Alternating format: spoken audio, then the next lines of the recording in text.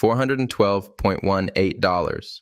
The clock on the microwave reads 5:47. You are standing in a kitchen that isn't yours yet. It's your parents', the one with the water stain shaped like Ohio, holding a Folgers can with the lid pried off, counting quarters into your palm because the bank app on your phone is still loading. 24 years old, rent is due in 6 days. The can has been on that shelf since you were 9, and it has never once been full. Now hold that can in your mind, because this isn't a story about being broke. It's a story about the version of you that never gets to feel rich, even after you are.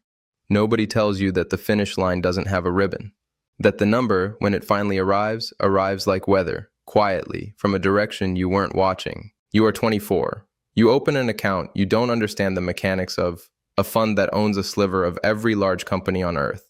And you set it to take $6 a day, automatically, before you can talk yourself out of it. It isn't a plan. It's a superstition. You tell no one.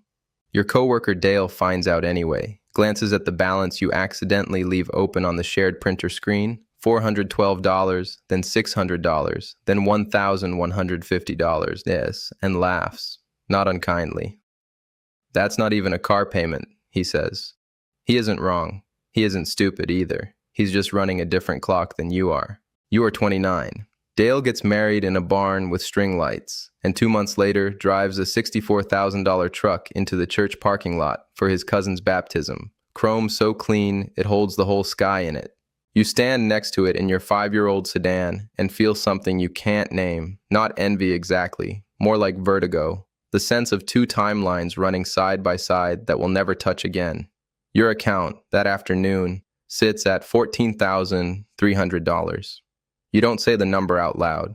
Saying it out loud has started to feel like undressing in public. This is the part they leave out of the documentaries, the specific low-grade shame of doing the boring thing correctly.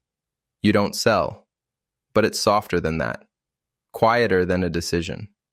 It's just a Tuesday where you don't check the balance, and then a year of Tuesdays. You are 33, a woman 2 desks over. Priya shows you a coin on her phone that's up 40 times in a month, the kind of chart that looks like a heart monitor during a crisis. You're still doing the boring index thing? She asks, and there's no cruelty in it, just genuine bewilderment, the way you'd ask someone why they still use a paper map. She isn't wrong to try. Nobody is wrong for wanting the fast version of the same dream.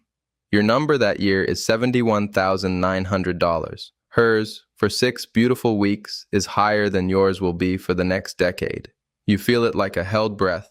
Money doesn't remove fear. It just changes its address. You are 38. The account crosses $198,000 on a Thursday you find out about by accident, glancing at your phone in a parking lot while waiting for a prescription. You expect something, a flutter, a held breath, some small internal parade. Instead, you feel the same static you felt at $70,000, the same static you felt counting quarters out of the coffee can. The number changes, the body doesn't. You put the phone away and go get the prescription. This is the part nobody warns you about. The milestones don't arrive dressed as milestones. They arrive as Thursdays. Your sister asks, that same year, if you can help with a security deposit. You say you're tight right now, and it isn't a lie exactly. The money in the account has already stopped feeling like money you're allowed to touch, has started to feel like something you're guarding rather than something you have. You give her $400 from checking, and let her believe it costs you something. It's easier than the conversation the truth would require. You are 45. Dale's company folds in a single email sent on a Friday at 4:58 p.m. The truck goes back within the year. You hear about it from a mutual friend, not from him. You do not feel triumph. You feel something closer to grief. The specific grief of watching someone you like get exactly the outcome the math always predicted, and hating that you knew. He didn't do anything wrong. He just ran a clock that was never going to compound the same way. And nobody tells you at 29 which clock you're on until decades later, when it's too late to switch and also too late to matter. Priya's coin, the one that made her 6 beautiful weeks of feeling like a genius, is worth 4% of what she put in by the time she stops checking it. She doesn't talk about it, neither do you. There's a kind of mercy in not asking. Your account crosses $612,000 that same year, on a day you're mostly thinking about your mother's knee replacement. The number sits in your phone like a stranger's name you've been told to memorize. You go visit her in the hospital. You do not mention the number. You will never mention the number to her. Some numbers are not for mothers. The slowness was the price.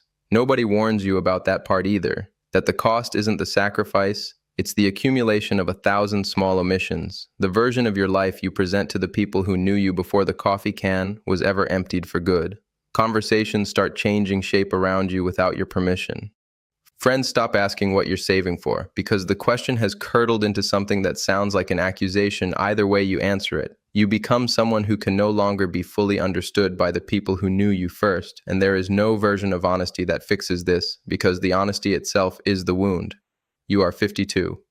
The number, one ordinary Sunday, quietly crosses $1.4 million while you are refilling a bird feeder in the backyard. You don't find out until Monday, doing the thing you always do, glancing at the app the way other people check the weather. There is no hotel room, no made bed, no unread feeling waiting to arrive. You're not even sure what you expected to feel. 28 years after $412.18 and a can of quarters. You feel the same static.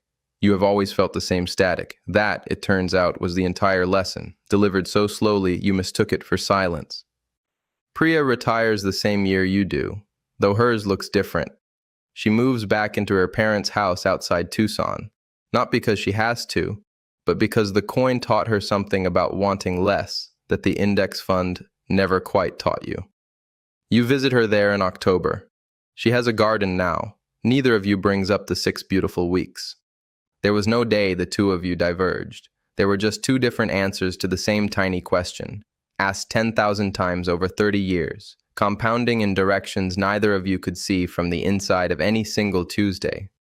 You drive home from Tucson and stop at a gas station at 5:47 in the evening.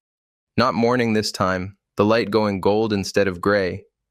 And you buy a coffee you don't need because the smell of the place reminds you of something you can't place until you're back in the car. It's the can, your mother's can, on the shelf that was never once full. You think of the version of you standing in that kitchen at 24, doing math with quarters because the app hadn't loaded yet, believing, the way you can only believe at 24, that the number, someday, would feel like something. It never did. That was never the part that was going to save you. The can is still on that shelf. You checked last time you visited. Still not full. It was never supposed to be.